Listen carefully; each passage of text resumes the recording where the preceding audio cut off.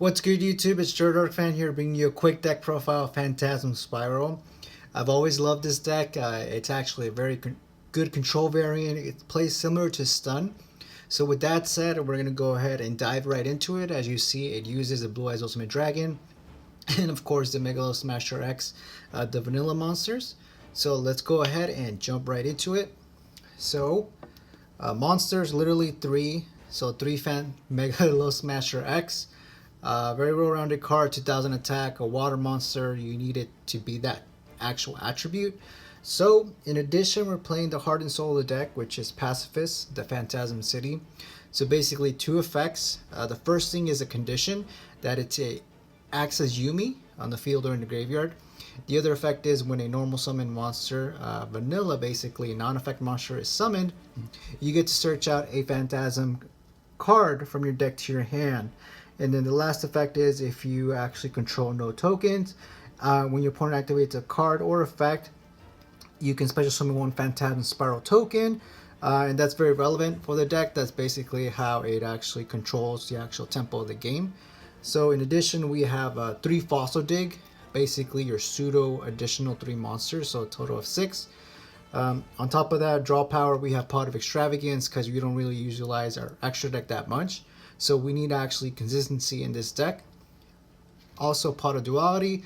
3 was a lot, 2 was perfect. I didn't see it that often. And then, of course, the 1 Card of Demise. Still a really powerful card. You need to have it in this deck in order to actually be consistent enough to actually play the game.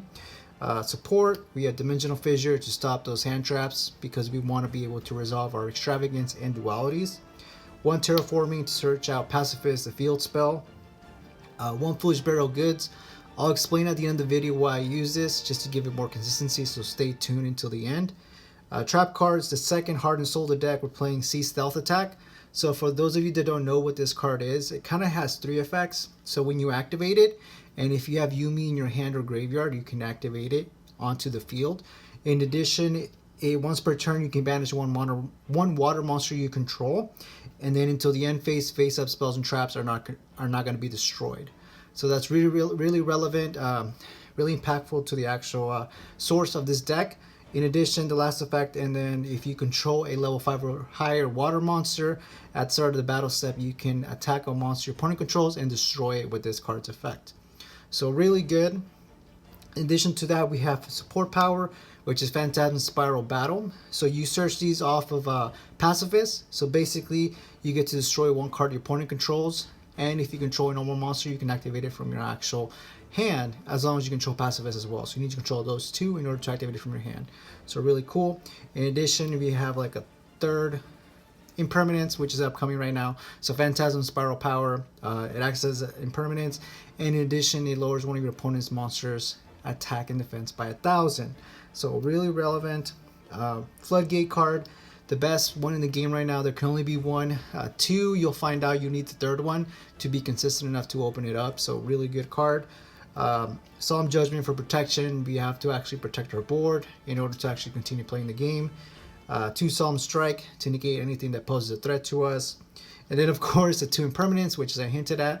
You need to have it. You need to have some consistency in order to play your opponent's first turn in order to negate something. The 1 Drip Drain, really good. I can't say it enough. It's just 90% of your games you open up with this, you're going to win. In addition, 2 Storming Mirror Force in order to just take away any opposing threats. The 1 Metaverse, the 1 Paleo Olenoids. I'll explain why that's in there as well. Obviously, to sort of spell and trap, but it actually has some synergy in this. And then, of course, the 1 Fist of the Unrivaled Tenyi. So for those of you that don't know what it does, when a spell, trap, or effect monster effect is activated or you control a face-up non-effect monster, negate the activation. But the best part about it is if this set card is destroyed, you get to special summon 1 extra deck monster with a non-effect. So that's where Blue Eyes Ultimate Dragon comes into effect. So with that said, I'll explain why I'm playing Foolish Burial Goods. Just to give you a good example of the actual opportunity you get when you play Foolish Burial Goods, Sea Stealth Attack, the actual Pacifist Field spell, and then of course the 1 Paleo card. So just to set it up, it's not an actual combo tutorial. It's just basically how to optimize your first hand in order to get the best possible results. So, Foolish Burial Goods, you activate it, you're going to send Pacifist to the graveyard. And then, of course, see Stealth Attack, which has the actual additional effect that when you activate this, you can activate one Yuumi from your graveyard or your hand onto the field.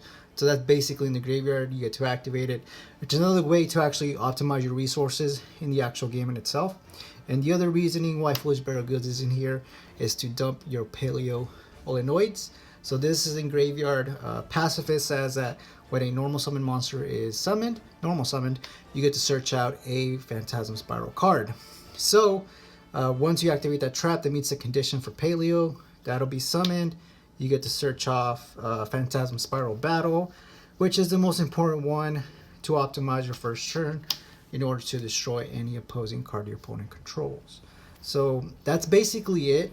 I mean, in your opening hand, you kind of want to optimize your first turn, which is to open up with these all together.